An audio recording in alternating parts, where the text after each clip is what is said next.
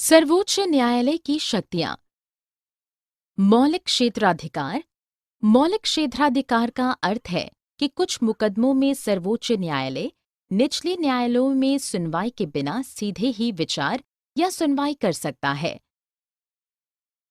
इनमें संघीय मामले जैसे संघ और राज्य या स्वयं राज्यों के बीच होने वाले विवाद सम्मिलित हैं।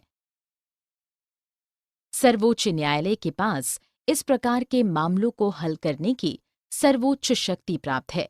यह संविधान में उल्लिखित संघ और राज्य की शक्तियों की व्याख्या भी कर सकता है। रिट संबंधी क्षेत्राधिकार। रिट क्षेत्राधिकार के अनुसार कोई भी व्यक्ति जिसके मौलिक अधिकारों का हनन हुआ है वह सीधा सर्वोच्च न्यायालय जा सकता है। सर्वोच्च न्यायालय और उच्च न्यायालय रिट जारी कर सकते हैं। यह उस व्यक्ति पर निर्भर करता है कि वह उच्च न्यायालय या सर्वोच्च न्यायालय में जाना चाहता है। इन रिट की सहायता से न्यायालय कार्यपालिका को किसी कार्य को करने या ना करने का आदेश दे सकता है। अपीली क्षेत्राधिकार। अपीली क्षेत्राधिकार में सर्वोच्च न्यायालय किसी मामले से जुड़े कानूनी मुद्दों की समीक्षा कर सकता है। क्योंकि सर्वोच्च न्यायालय अपील का सर्वोच्च न्यायालय है, इसलिए एक व्यक्ति उच्च न्यायालय के निर्णय के विरुद्ध सर्वोच्च न्यायालय में अपील कर सकता है, परंतु उच्च न्यायालय को यह प्रमाण पत्र देना पड़ता है कि मुकदमा अपील करने लायक है। और फौजदारी के मामले में यदि निचली अदालत किसी को फांसी की सजा दे देती है, तो वह सर्वोच्च न्यायालय में अपील कर सकता है। सर्वोच्च न्यायालय को यह निर्णय करने का अधिकार है कि अपील को स्वीकार किया जाए या निरस्त किया जाए, भले ही उच्च न्यायालय ने इसकी आज्ञा दी हो या नहीं। सलाह संबंधी क्षेत्राधिकार।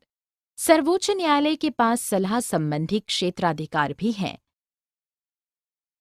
भारत के राष्ट्रपति किसी भी लोकहित के मुद्दे पर या संविधान की व्याख्या से संबंधित मुद्दों पर सर्वोच्च न्यायालय से सलाह मांग सकते हैं, परंतु ना तो सर्वोच्च न्यायालय किसी मुद्दे पर सलाह देने और ना ही राष्ट्रपति उस सलाह को मानने के लिए बाध्य है। सलाह संबंधी कार्य के लाभ। सरकार को छूट मिल जाती है कि किसी भी महत्वपूर्ण मुद्दे पर कार्यवाही करने से पहले कानूनी सलाह प्राप्त हो जाए, ताकि बाद में अनावश्यक कानूनी विवाद न खड़े हों। जब सर्वोच्च न्यायालय सलाह देता है तो सरकार अपनी प्रस्तावित कार्यवाही या विधेयक में समुचित संशोधन कर सकती है। विशेष शक्तियां। भारत में किसी अन्य अदालत द्वारा पारित निर्णय या वाद में अपील के लिए सर्वोच्च न्यायालय द्वारा विशेष अनुमति दी जा सकती है।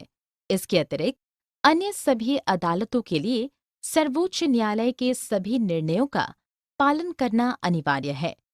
इन्हें पूरे देश में लागू किया जाता है और सर्वोच्च न्यायालय कभी भी अपने निर्णयों की समीक्षा कर सकता है।